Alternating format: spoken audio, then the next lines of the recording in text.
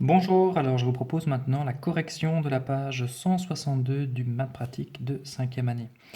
Donc je vous rappelle que le thème, donc bénéfices et pertes, donc cela vient s'inscrire dans la leçon de prix d'achat, frais, prix de revient, prix de vente, bénéfices ou pertes. Alors tout ça a été mis sous forme de problème. Donc premier problème, Pierre, le sympathique et méritant marchand de fruits et primeurs, vend chaque mardi des colis pour la soupe. Bon, pour l'instant, le fait de savoir qu'il s'appelle Pierre, c'est pas vraiment important, qu'il soit sympathique ou méchant non plus. Mais bon, admettons, ça fait partie un petit peu de l'histoire de la situation qui vous est donnée. Il achète un colis 2,40 € et le vend avec un bénéfice égal au quart du prix d'achat. Alors là déjà, j'ai déjà une donnée très importante. Il achète un colis à 2,40 €. Par conséquent, étant donné qu'on sait très bien que Pierre ici, donc il est commerçant, il est vendeur, d'accord? Il achète un colis 2,40 €. Par conséquent, je ne vais pas plus loin, je peux déjà écrire prix d'achat 2,40 €. Jusque-là, ce n'est pas très compliqué. Et le vend avec un bénéfice égal à un quart du prix d'achat. Par conséquent, mon bénéfice est égal à un quart de mon prix d'achat. Donc bénéfice est égal à un quart de 2,40 €. Pas très compliqué non plus. 0,60. Voilà. D'accord? Donc prix d'achat 2,40 €, bénéfice 0,60. Alors bien entendu, je vous rappelle toujours qu'au niveau d'un problème, on peut très bien dessiner le problème, on peut très bien souligner ici comme je l'ai fait tantôt, ou alors on ne doit surtout pas hésiter non plus à utiliser des fluos, des couleurs différentes pour bien repasser toutes les données utiles, voire même parfois à supprimer proprement au crayon les données qui ne sont pas utiles. Encore une fois, dans la situation que je vous ai présentée ici, savoir que Pierre est sympathique, c'est pas vraiment utile à savoir. Donc éventuellement, si certains sont perturbés par certains termes ou certains détails, on peut très bien les supprimer au crayon pour vraiment se concentrer sur l'essentiel. Alors, je sais très bien que mon prix d'achat est de 2,40, je n'ai pas dû le calculer, on me l'a dit dès le début, et je sais que le bénéfice est de 0,60 puisqu'il représente un quart du prix d'achat. Par conséquent, le prix de vente, 2,40 € plus 0,60, le prix de vente est de 3 €. Donc jusque-là, on n'est pas face à un problème très complexe. Par contre, là, ça se complique un petit peu. Donc on est toujours dans le cas de figure de notre marchand de fruits et légumes, mais ici, une autre situation vous est donnée. Avec le même bénéfice, un quart du prix d'achat, il vend, attention ici au verbe vendre, très très important, il vend 3,50 € un colis de fruits. Donc maintenant, on ne parle plus des légumes. La partie légumes, on peut l'oublier. On va vraiment se concentrer sur cette partie ici du problème où on vous parle d'un colis de fruits. Attention, on a utilisé le verbe il vend. Donc par conséquent, prix de vente, je peux déjà l'écrire tout de suite, 3,50 €. Alors, le bénéfice, mais là je vais devoir le calculer parce que le problème c'est que, voilà, ici en fait on doit raisonner dans l'autre sens. Premier cas de figure, on vous a donné le prix d'achat, il fallait calculer le bénéfice et ensuite le prix de vente, et là en fait on va dans l'autre sens. Alors là je vous invite à prendre une petite feuille de brouillon et griffonner un petit peu sur le côté. Donc j'ai ici mon prix de vente, ça c'est une chose, et je sais que mon prix de vente représente 3,50 €. Alors, dans mon prix de vente, j'ai mon prix d'achat et mon bénéfice. Encore une fois, ici, on vous a épargné les frais, donc on ne vous parle pas de frais de location, d'emballage, etc. On ne vous parle simplement que du prix d'achat et du bénéfice. Alors, vous ne connaissez pas ce prix d'achat, vous ne connaissez pas ce bénéfice. La seule chose que vous savez, c'est que le bénéfice est égal à un quart du prix d'achat. Alors, si maintenant j'imagine mon prix d'achat comme étant un rectangle, d'accord, je le divise en 4 grossièrement. Encore une fois, le but ici c'est de faire un brouillon pour essayer de se représenter les choses.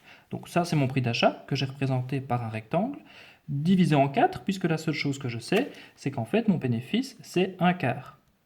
Voilà, donc si maintenant je compare ça à un rectangle, mon prix d'achat c'est un long rectangle et mon bénéfice c'est uniquement un quart de ce rectangle.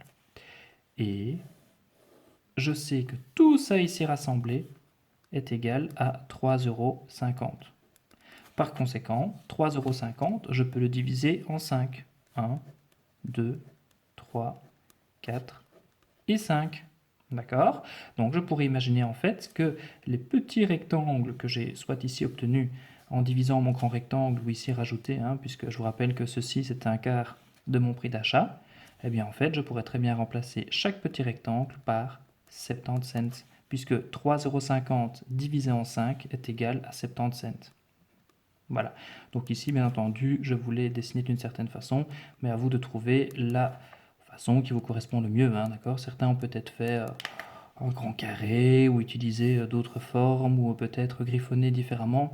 Maintenant, ici, je suis là pour vous donner une idée de résolution, essayer de comprendre le mécanisme. D'accord? Donc maintenant, avec mon petit dessin ici tout bête, je sais en fait que mon bénéfice est de 0,70 et par conséquent, mon prix d'achat est de 2,80. Alors ensuite, dans le problème, on vous invite à vérifier justement vos réponses. Donc vérifie si le bénéfice représente un quart du prix d'achat. Et je constate clairement que mon bénéfice est de 70 cents, mon prix d'achat 2,80 €. Par conséquent, 70 cents est bien le quart de 2,80 €. Alors deuxième problème, une épicière achète pour 350 € de café et pour 175 € de fruits. D'accord? Donc, elle achète, donc dans ce cas-ci, prix d'achat. Donc, le prix d'achat du café est de 350 €, le prix d'achat des fruits est de 175 €. Mais attention, elle vend le café avec 25% de bénéfice. Alors là, éventuellement, soit que je continue, ou alors je peux déjà tout de suite m'arrêter et éventuellement calculer ces 25%. D'accord? Donc, 25% de 350. Voilà. Je calcule sur le côté et j'obtiens 87,50 €. Donc ça, je sais que c'est le bénéfice du café. Je ne dois surtout pas hésiter à écrire à côté pour ne surtout pas oublier. Hein. D'accord? Alors, les fruits à varier avec 8% de perte. Donc malheureusement, pour les fruits, c'est différent, puisque là, c'est une perte. Alors, je dois d'abord commencer par calculer 8% de 175 €, puisque dans ce cas-ci, je vous rappelle que le prix d'achat des fruits était de 175 €. Et j'obtiens la réponse donc de 14 €. D'accord? Donc 14 € ici dans ce cas-ci, cela représente la perte des fruits. D'accord? Alors ici, je me retrouve avec une situation assez complexe, puisque pour la vente du café, elle a réalisé un bénéfice de 87,50 €, mais attention, pour la vente des fruits, elle a réalisé une perte de 14 €. D'accord? Alors, la suite du problème, calcule le bénéfice, la perte et le prix de vente total. Mais en fait, le bénéfice, je viens de le calculer, puisque pour comprendre mon problème, j'ai dû le calculer. Donc, bénéfice, 87,50. Par contre, la perte ici est de 14 €. Et le prix de vente total. Alors là, je dois refaire un autre calcul. Donc je vous rappelle que la parenthèse qui concerne le café, donc je vais devoir retrouver au sein de cette parenthèse les 350 € du prix d'achat du café, plus le bénéfice de 87,50 €, c'est-à-dire la somme de 437,50. Voilà. Et alors ensuite, je vais devoir ici m'occuper maintenant de la vente des fruits. Donc les fruits, elle les avait achetés 175 €, mais malheureusement, elle avait fait une perte de 14 €. Donc le prix de vente des fruits était de 161 €. D'accord? Et alors ensuite, donc je n'ai plus qu'à additionner ici donc les deux montants. Donc 437,50 plus 161 €. Et je vais me retrouver avec 598,50. Donc le prix de vente total sera de 598,50.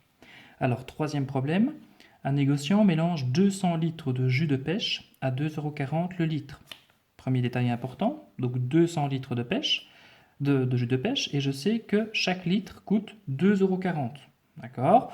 Donc je peux très bien écrire au brouillon, sur le côté, griffonner quelque part, voilà, que en fait mes 200 litres de pêche, hein, d'accord? Donc je peux déjà écrire ici en dessous puisque j'ai un petit espace qui est prévu. Mes 200 litres de pêche vont coûter à ce marchand 480 €. Et il mélange tout ça avec 100 litres de jus de mangue, donc 100 litres, et je sais que le jus de mangue est à 3,60 € le litre. Par conséquent, il va payer 360 euros. Donc ici, j'ai le prix d'achat des 200 litres de jus de pêche et le prix d'achat des 100 litres de jus de mangue. Alors, il vend son mélange avec 20% de bénéfice. D'accord? Alors, ici, j'ai mon prix d'achat. Je vais ensuite pouvoir calculer les 20%.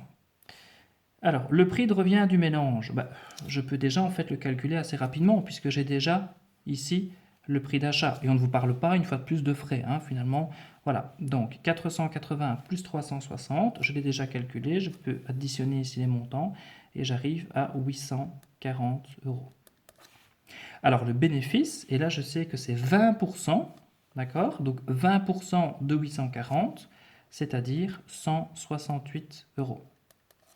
Par conséquent, donc le prix d'achat, hein, donc de tout, hein, des 200 litres avec les 100 litres, donc le prix d'achat de l'entièreté, donc de tout ce qu'il a acheté, donc revient à 840 euros, et le bénéfice total est de 168 euros. Par conséquent, le prix de vente des 300 litres obtenus, 200 litres et 100 litres, donc le prix de vente total est de 1008 euros. D'accord? 840 euros plus 168 euros est égal à 1008 euros.